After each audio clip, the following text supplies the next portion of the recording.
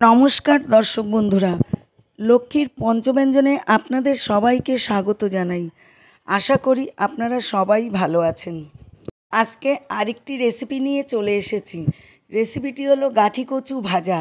চলুন তাহলে দেখে নিন আমি কিভাবে রেসিপিটি তৈরি করি।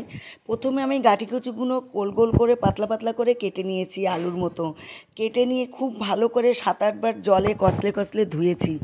ধোয়ার পর আমি আধ ঘন্টা ফ্রিজে রেখে দিয়েছি। ফ্রিজে রাখার পর বের করে কিছুক্ষণ বাইরে রেখে তারপরে লবণ আর হলুদ মেখে আমি সাদা তেল বসিয়ে দিলাম। এবার তেলটা খুব ভালো করে গরম হবে। দেখুন এইভাবে পাতলা পাতলা করে আমি কেটেছি। তেলটা খুব ভালো করে গরম না হওয়া পর্যন্ত দেবেন না। তেল গরম হয়ে গেছে, আমি কিছুটা কচু দিয়ে দিলাম। দিয়ে এবার একটু নেড়ে দেবো, দিয়ে কিছুক্ষণ ভাজতে দেবো টাইম। কচুগুলো এত বেশ সাইজে বড় বড় ছিল, দেখে মনে হলো যে কচু ভাজাগুলো করলে ভালো হবে, তাই কচু ভাজা করছি। ছোট কচু হলে ভাজা করতাম না। প্রায় কালার ধরে এসছে কচুতে, দেখুন। এই সময় একটু ভালো করে নাড়তে হবে, হাত থামালে হবে না। বেশ লাল ধরে গেছে, এবার তুলে ফেলছি। কিছুটা লাল হয়েছে, আবার কিছুটা সাদা আছে, সেগুলো আবার উল্টে পাল্টে দিচ্ছি। দিয়ে তুলে নিলাম। এবার বাকি কচুগুলো আমি দিয়ে দিলাম।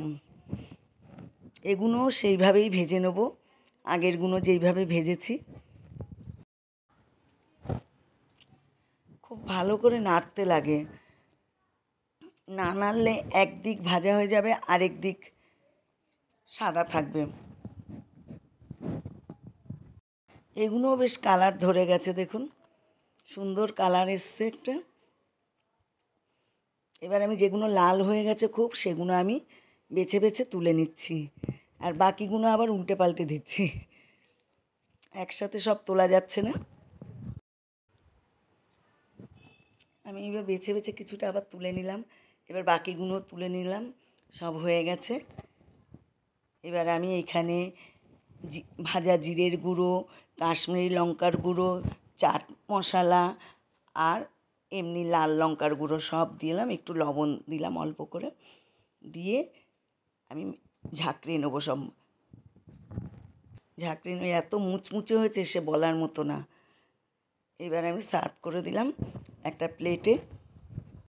দেখতে কি সুন্দর হয়েছে, কালারও কি সুন্দর এসছে, দেখুন খুব সুন্দর হয়েছে দেখতে, সেরকম মচমচে হয়েছে। আপনারা বাড়িতে একবার ডালের সাথে এই ভাজা করে খাবেন, খুব ভালো লাগবে। ভিডিওটি আশা করি সকলেরই ভালো লেগেছে। লাইক কমেন্ট শেয়ার করে দেওয়ার অনুরোধ রইল।